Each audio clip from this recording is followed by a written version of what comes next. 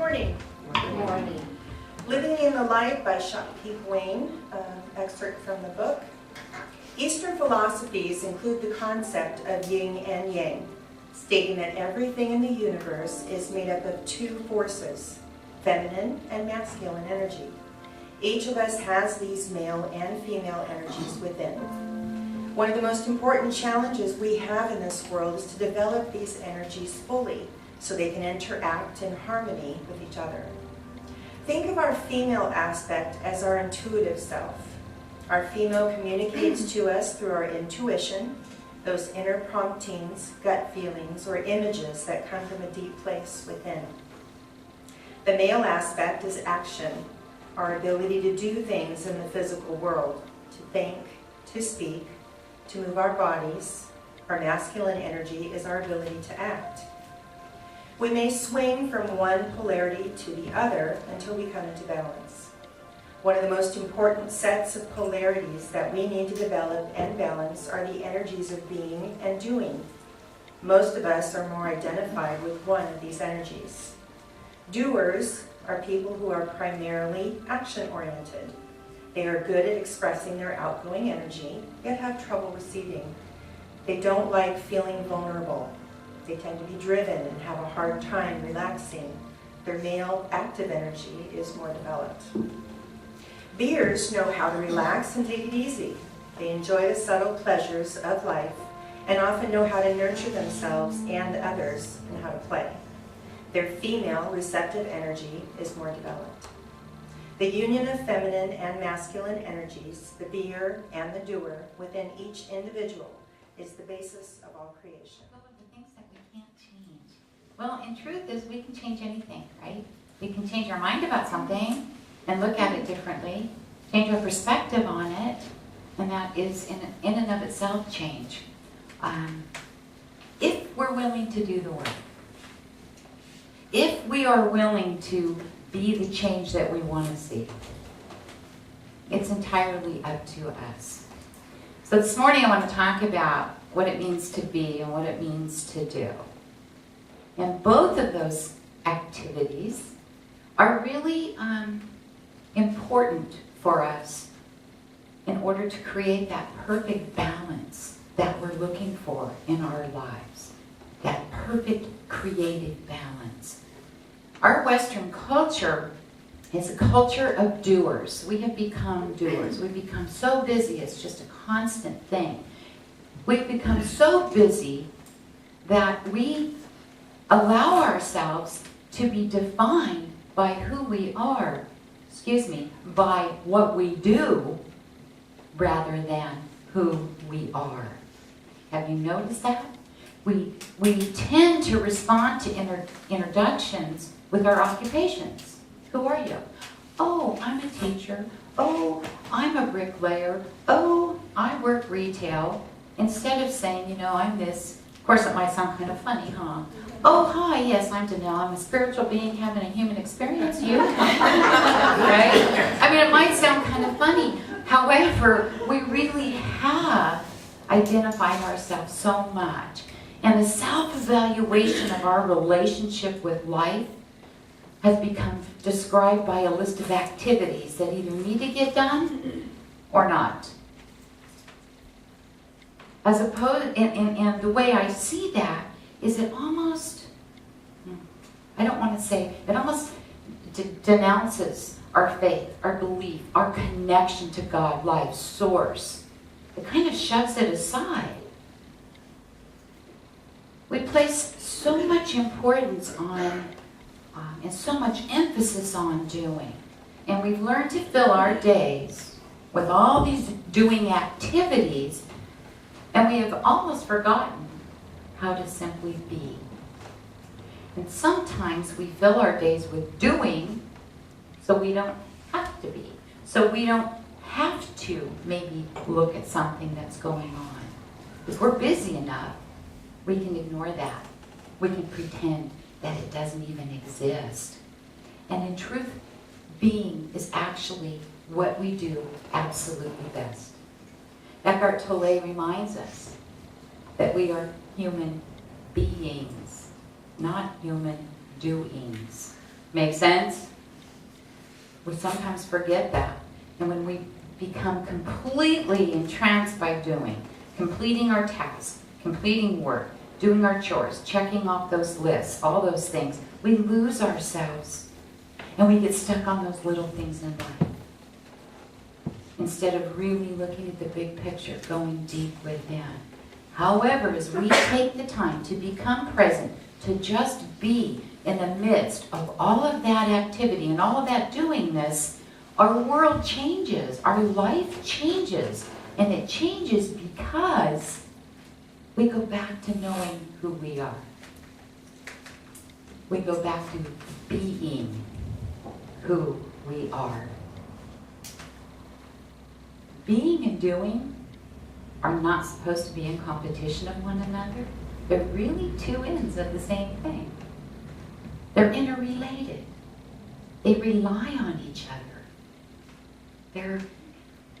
Our identity to life, to God, to Source, to all that is our primary function in being here in this world, on this planet at this time. And what we do here is secondary. Secondary to who we truly are. When we grasp that idea and we can fully live it and fully experience it, our doing, whatever that shows up like, whatever it looks like, our doing will automatically flow out of our beingness. Does that make sense? We'll begin to trust that inner self, that higher self that is working to come through. And sometimes being can be difficult. It can be very challenging because we want to do. We want to be active. Sometimes because it's easier to do that than to look at things that might be going on right in front of us. I know that that's certainly true in my life.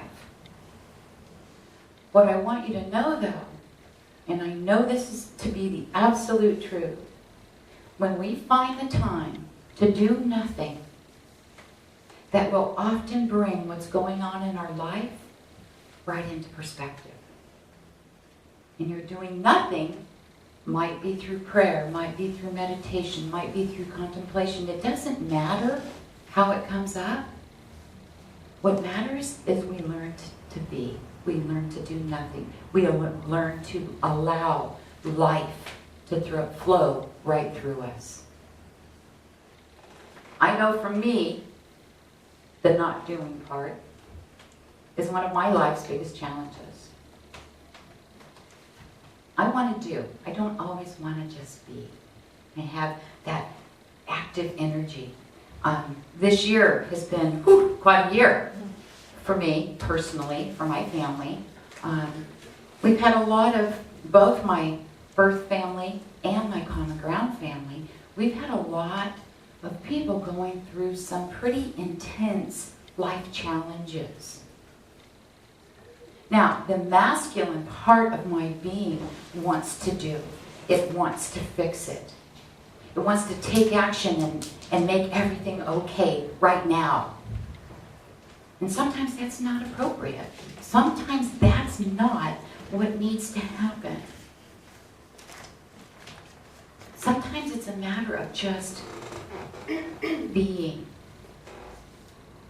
Being with somebody, holding them in that highest love, in that highest light. Being available, and maybe that means having a listening ear. Maybe that means holding their hand. Maybe that means sharing that deep love without words. Doing isn't always necessary. For me, I know when my masculine and my feminine energies are kind of struggling with one another. Actually, my ego's struggling with those. And we're trying to work things out. The masculine energy, and Sue shared a little bit in her reading about it, is the one that men tend, and I say tend, to associate more with. That's that active energy, that yang. It's about going after something. It's about doing those physical things. It's our outflowing, outpouring channel. Whereas women, we tend to connect more with those feminine energies, being receptive, being open, that nurturing. It's that yin energy. However, what's important to understand and know is that we all have both of those energies. And both energies are necessary in our life to live that harmonious life that we are striving to live. To have that creativity flow through us. Sue had read in that reading that we need to have balance between the two, fully developed and fully working together so we can attain that. And I think that's so important for us to remember. I read a story yesterday about this man and this woman who arrived at the airport too late and they missed their plane. The man had said to his wife, "If you hadn't taken so long getting ready, we wouldn't have missed the flight." To which she responded, "If you hadn't hurried me so, we wouldn't have had to wait so long for the next flight." You love that? Balancing energies, that's what this is about. And those energies can range anywhere from being a soft receptivity to a very strong action. And anywhere in between. Now, it's not always welcome. However, the universe will always urge us to explore those aspects of ourselves that are less developed. And I think that we've all had that experience. We get pushed, we get nudged, we get really shoved. And that's the universe trying to help us learn, help us grow, help us expand, to express and to experience ourselves in new ways. Learning to expect and accept the unaccepted, the unexpected. So it's all about balance. All of it. And believe it or not, this is what else I know is true.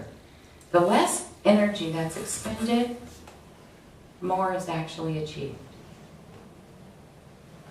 Because when we just stop, when we go within, we allow that energy within us, our higher selves, to guide us. We don't have to make those decisions on our own. Deepak Chopra describes a concept he calls the law of least effort. Are anyone familiar with that? I love his work. I think he's really great. He says this: if you observe nature at work, you will see the least effort is expended. Grass doesn't try to grow, it just grows. Fish don't try to swim, they just swim. Flowers don't try to bloom, they just bloom. This is their intrinsic nature. It is the nature of babies to be of bliss. It is the nature of the sun to shine. It is the nature of stars to glitter and to sparkle. And, he says, it is human nature to make our dreams manifest into physical form easily and effortlessly. We don't have to do a thing. Just be. Listen. Follow our guidance. As paradoxical as that sounds, we grow the most the less we do. And the more that we're willing to trust, the more we're able to live, as Shakti Gawain says, in that light of love. And we have, as a culture, also learned to think our way through life more than feel our way through life. And I'm inviting you to maybe switch that around, to feel your way through life. Because over time, we have relied very heavily on our masculine energy, that doing, to get us through our day-to-day life. That isn't balance. we're using that all the time. Let me ask you this, and just for a moment, spend a moment with this. How would your life look different if you were feeling more and thinking less? How would your relationships be different? How would your self-judgments be different? Life is not near as serious as they have led us to believe. You believe that? I absolutely believe that. I think we're here to have fun, to love, to be in joy. That's what I believe. Because this is who we are. We are pure awareness. And we're playing the role of a human. And we are in constant, continual training. Every day. Every day is different. Every day it changes. And the key word there is about playing. And we certainly don't do that, I'm guessing, as much as we ought to. I won't say should. Most of us won't play as much as we ought to play. It takes practice, and that practice is ongoing. You don't practice for a week and then have it down, because life does constantly change. And that cycle just goes on and on and on. Life is the ultimate gift from Spirit. It's the ultimate gift. And there is nothing that I know of stronger than the human spirit itself. Lao Tzu reminds us that we are not here to contact our higher self. We're here to become it. We're here to realize that. I love this slide that Greg just put up. It's a beautiful acronym for the word balance. Be present and mindful. Appreciate your life. Love. Act and think positively. Nurture your relationships. Commit to contentment. And exercise your body and your mind. That's how we bring ourselves into that perfect place of balance. So I invite you to allow yourself to just be. It gives you the space to live more in tune with your higher self. To have that closer relationship. And doing that will allow your creativity to flow even more freely through and out. When you do that, the doing is going to happen naturally. It won't even feel like an effort on your part. It will flow from you easily, and your intuitive nature will direct you. And all you need to do is be open and willing to hear that. To start finding that you no longer need to push yourself to do tasks, because you'll find that joy in even the most mundane and small tasks. Life becomes much more enjoyable that way. Isn't that what we want? It's a more enjoyable life. Take time from your doing to simply be. And when you enjoy that being, you're going to find that true joy in the simple, seemingly unremarkable things in life.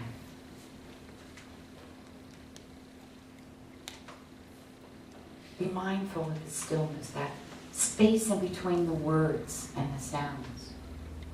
Surround yourself with nature. Listen to your breathing.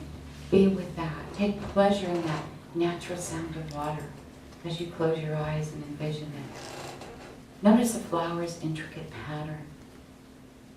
Stop and smell the roses, is what this is about, and enjoy that. The sound of life can only be heard through the quiet of your mind. And most importantly, what I want you to know and walk away with today is that every day the world is conspiring to create miracles just for you. open to them and enjoy every one of them. And thank you for being here while I share this truth as I understand